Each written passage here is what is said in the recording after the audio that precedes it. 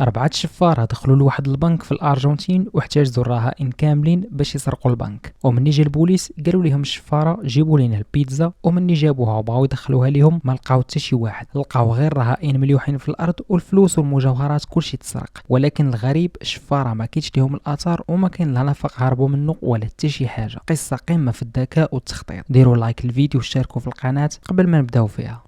القصة ديالنا كتبدا سنة 2006 في الأرجنتين مع فرناندو أراوخو اللي كان كيخدم رسام، ولكن الرسم والفن ديالو ما كانوش موكلينو طرف ديال الخبز. داكشي علاش واحد النهار بقى كيدور في العاصمة بوينيس آيرس تبان لي واحد البنك سميتو بانكو ريو. هاد البنك جا وسط الفيلاج والكليان ديالو كلهم من الاغنياء وكيحطوا فيه فلوس كتيره ومجوهرات غاليه بزاف. يعني الا قدر اراوخو يسرق هاد البنك غيدير لاباس في حياته وعمره ما يخدم مره اخرى. وهنا بدا كيفكر كيفاش غيدير هاد العمليه ديالو، واش غيدخل البنك عادي ويهز عليهم فردي ويسرق اللي بغا، ولا يحفر نفق ويدخل ويسرق الفلوس ويهرب منه. اراوخو بقى حاير بين هاد جوج اختيارات، ولكن بما انه فنان قال مع راسو غادي نديرهم بجوج في عمليه واحده. واحد النهار اراوخو كان كيدور حدا البنك وبالصدفه غيبانوا ليه الروكارات ديال واد الحار، وكانوا بزاف حدا بعضياتهم. يعني من قدام البنك دايز واد الحار الكبير والرئيسي ديال المدينه، وبقى متبع هادوك الروكارات حتى غيلقى واد الحار كيدي لواحد الواد اخر وكيخوي فيه الماء. وهذا الشيء غيسهل عليه الخدمه بزاف، وقال صافي دابا لقيت نفق موجود غادي ندخل معاه، ومنين نوصل حدا البنك نحفر غير واحد 100 متر ونكون دخلت للبنك.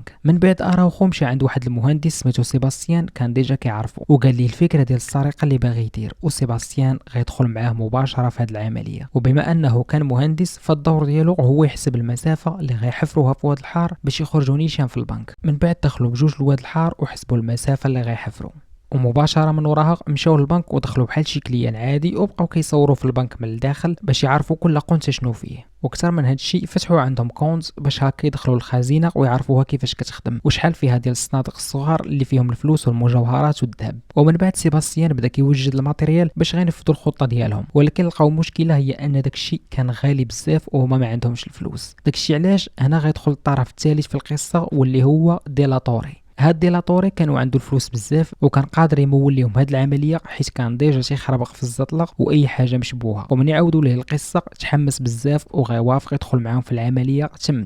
من بعد اراوخو قال لهم بلي ناقصنا واحد اخر تكون عنده تجربه في سرقه الابناك ويكون صحيح باش يعاوننا في الحفير ديال النفق.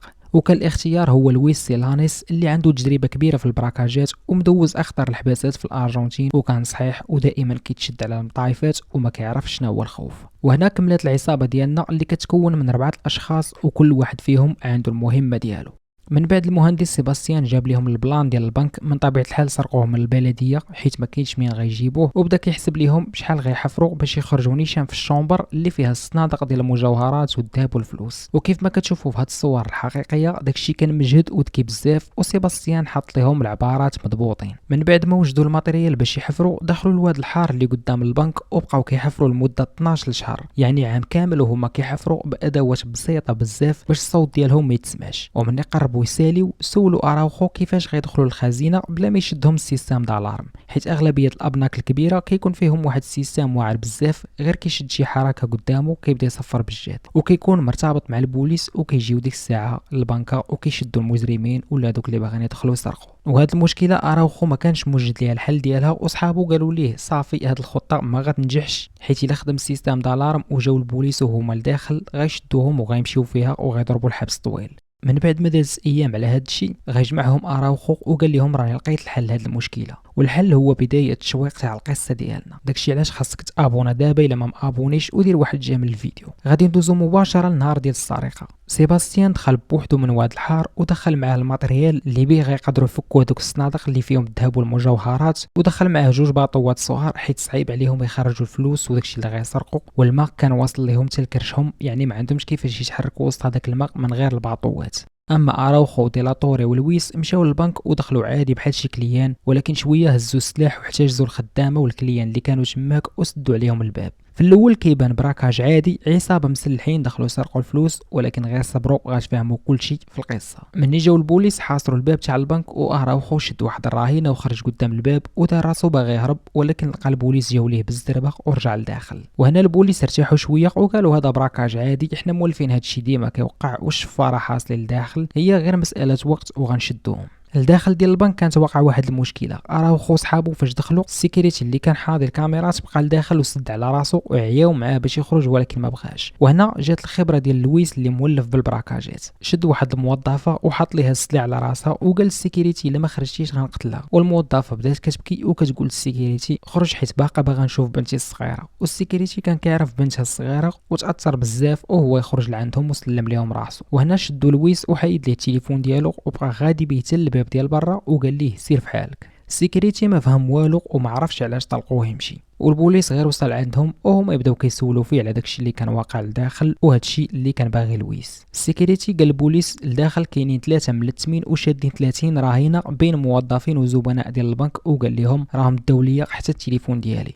وفي نفس اللحظه لويس بدا كيشير لهم من الشرجم باش يتصلوا به في التليفون ديال السيكوريتي. ونخليو هادشي كامل ونمشيو عند سيباستيان اللي كان في النفق كيتسناهم. وكيف ما كتشوفوا هنا اتصلوا به العصابه من البنك وقالوا ليه هرس الحيط باش النفق يولي كيدخل البنك. وفعلا سيباستيان هرس هذاك الحيط وهو يشوف اراوخو في الجهه الاخرى ولا النفق كيدخل مباشره للبنك. واراوخو كيقول في الاعترافات ديالو باللي هذه كانت اكثر لحظه حس فيها بالخلعه، حيت كون سيباستيان حفر في شي قنت اخر ولا تلف في الحسابات ما غيلقاوش منين يخرجوا وكانوا غيبقاو حاصلين تماك ويشدوهم البوليس. ومني دخل سيباستيان عند اراوخو دخل معاه الماتيريال باش غيحلوا هذوك الصناديق الصغار، وكانوا صنعوا واحد الاله صغيره سماوها المدفع كان صايبها لهم المهندس العبقري. هاد الآلة كتخليهم يفكوا صندوق في كل 6 ثواني، وكانوا مقدرين باللي غيفكوا 400 صندوق في مدة 2 سوايع. وفي نفس اللحظة اللي اراوخو وسيباستيان كيحلوا الصناديق كان لويس وديلاتوري شادين الرهائن الفوق، ولويس كيتفاوض مع البوليس وكيحاول يعطلهم الماكسيموم ديال الوقت باش صحابو لتحت يحلوا اكبر عدد ديال الصناديق. وقبل ما يدخلوا للبنك في هذيك المدة ديال العام اللي كانوا كيوجدوا فيها لهاد السرقة، اراوخو كان عطى لويس واحد الكتاب سميتو كتاب التفاوض وقراه كامل باش يتعلم كيفاش يتفاوض مع البوليس ويحاول يعطلهم لمده طويله. وفعلا هذاك الكتاب غينفع لويس بزاف لداخل وبقى معطلهم، وكل مره كيدير لهم بلان في شكل. بحال واحد المره قال لهم الرهائن فيهم الجوع وبغاو ياكلوا، ومره اخرى قال لهم جيبوا لنا شي كيكه صغيره وشمعه، ومني جابوهم ليه داروا عيد ميلاد لوحده من الرهائن اللي عندهم لداخل. هاد لويس ما كانش كيخاف وكان مولف بالبراكاجات، وهذا الشيء اللي عاونهم بزاف باش تنجح العمليه، وبقى معطل البوليس لواحد المده طويله. كاين اللي غيقول علاش ما دخلوش عليهم البوليس، بكل بساطه راهم شادين 30 راهينه لداخل والبوليس ما يقدروش يدخلوا، غيخافوا ولا يقتلوا الرهائن. وخصوصا عاد كان وقع واحد البراكاج في الارجنتين ودخل البوليس على الشفاره وماتوا فيها بزاف ديال الرهائن، داكشي علاش ما بغاوش هادشي يتعاود مره اخرى. ونرجعوا لعند اراوخو سيباستيان اللي مازال كيحلوا في الصناديق، وقدروا يحلوا 140 صندوق، حيت هذيك الاله اللي كتحل الصناديق سخنت بزاف مع كتخدم بالهيدروليك وقع فيها شي مشكل وخسرات ليهم. ولكن واخا ما حلوش 400 صندوق، غير داكشي اللي حلوه كان فيه بزاف ديال الذهب الخالص والمجوهرات والفلوس، داكشي اللي غيغنيهم حياتهم كامله بلا ما يخدموا ولا يضربوا تماره مره اخرى. واراوخو مني داز 2 سوايع ما بغاش يغامر، وصلنا لويس وديلاتوري اللي شادين الرهائن الفوق وقال لهم هبطوا راه ساعه الهروب وصلات. وفعلا لويس غيدير البوليس اخر قالب من القوالب ديالو، واتصل بالشيف ديالهم وقال ليه صافي احنا عارفين راسنا حصلنا هنا، داكشي علاش قررنا باش نسلموا روسنا للبوليس، ولكن حنا عارفينكم فاش غديونا مباشره للتحقيق غنبقاو معكم مده طويله بلا ماكله، على الاقل جيبوا لنا ما ناكلوا هنا وغنخرجوا لكم دابا.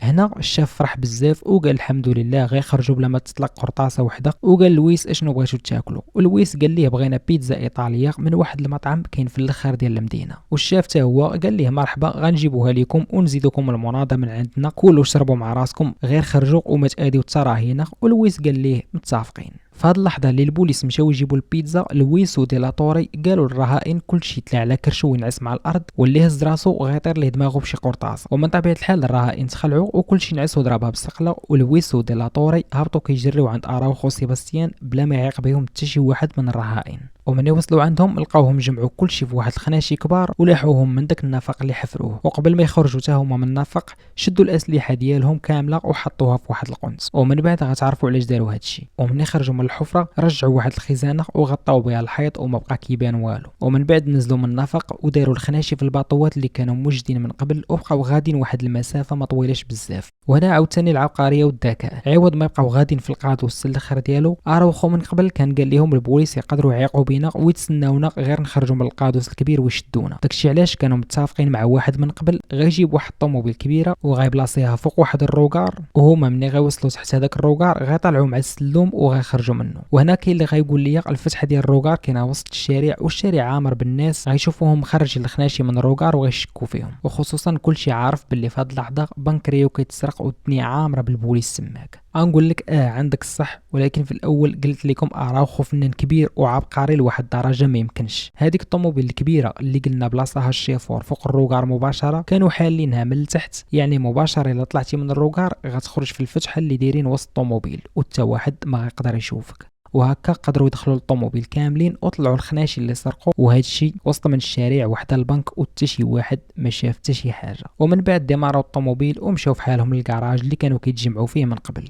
وشويه شعلوا التلفازه باش يتفرجوا في البنك بحالهم بحال الناس. والواعره هي لقاو البوليس مازال ما دخل البنك وكيحسب لهم العصابه مازال حاصلين لداخل. ومن بعد مني وصلت البيتزا الايطاليه اللي طلبوها العصابه، الشيف بقى كيصوني لويس باش يقول لي البيتزا ديالكم راه وصلات، ولكن ما كانش كيجاوبوا، والشيف طلع ليه الدم وقرر باش يقتحم عليهم البنك. وهنا المفاجاه الكبيره، مني دخلوا للبنك ما لقاو والو، لقاو غير رهائن ناعسين في الارض وبقاو كيقلبوا واحد المده طويله، عاد حركوا هذيك الخزانه ولقاو راها الحفره اللي هربوا منها. ولكن المشكله العصابه خلاو لهم قنبوله، غير تحاول تدخل من الحفره غتفجر القنبوله. داكشي علاش مشاو جابوا فرقه مختصه في المتفجرات، ولكن غيكتشفوا باللي هذه غير قنبوله مزوره وماشي حقيقيه. من بعد البنك حسبوا داكشي اللي تسرق، لقاو 19 مليون دولار، مبلغ كبير بزاف، وكانوا قدروا يسرقوا اكثر كون ما خسراتش لهم هذيك الاله اللي كيفتحوا بها الصنادق. وخرج تقرير كيقول باللي هذه اكبر سرقه بنك في تاريخ الارجنتين. ونرجعوا لعند العصابه ديالنا اللي حاطين الغنيمه قدامهم وقسموا داكشي كامل بيناتهم، وكل واحد فيهم غيشد طريقه وما عمرهم ما غيتشافوا مره اخرى. ولكن واحد منهم اللي هو ديلاتوري كانت مراته عارفه يمشي يسرق البنك مع صحابه، وكانت كتفرج وكتسنى غير امتى يرجع للدار باش يجيب معاه الغنيمه ويعيشوا الحياه السعيده ديالهم.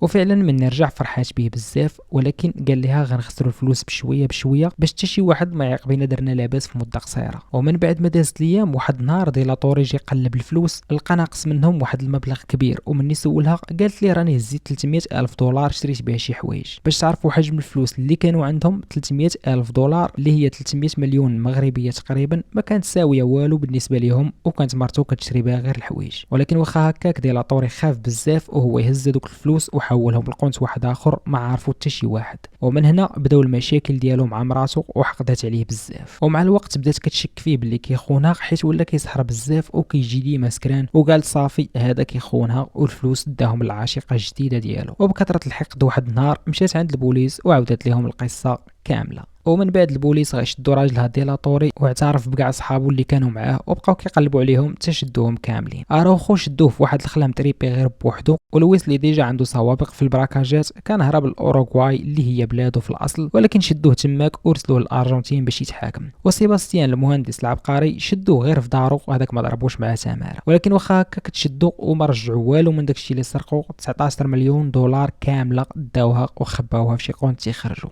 بالنسبه لفرناندو اراوخو العقل المدبر العمليه وسيباستيان المهندس دوزوا عامين وخرجوا ولقاو الفلوس كيتسناوهم. ولويس وديلاتوري اعطاوهم 6 سنين لواحد بسبب السوابق ديالهم. هاد الاحكام اللي حكموا عليهم غتجيكم في شكل، ولكن هنا عاوتاني الذكاء ديال اراوخو مازال خدام حتى النهايه ديال القصه. عقلتوا على الاسلحه اللي قلت لكم خلاوهم قبل ما يهربوا، هذه كلها كانت اسلحه مزوره، حيت اراوخو عارف الا داروا سطو مسلح باسلحه حقيقيه غيكون الحكم عليهم بسنوات طويله بزاف. داكشي علاش اختار يستعمل اسلحه مزوره وخلاوها ليهم باش يلقاوها ويتخفف عليهم الحكم في حاله الا تشدوا. وفعلا تشدوا، ولكن كانت هذه اذكى سرقه شفت في حياتي، واللي عليها تبنات القصه ديال مسلسل لا كاسا دي بابيل. وهنا كنكون وصلنا لنهايه القصه، وهذه اللي كتبان لكم دابا حتى هي قصه اخرى مشوقه ممكن تشوفوها، وانا متاكد بلي غتعجبكم بزاف. وقبل ما تخرجوا ما تنساوش تابوناو في لاشين وديروا لايك للفيديو.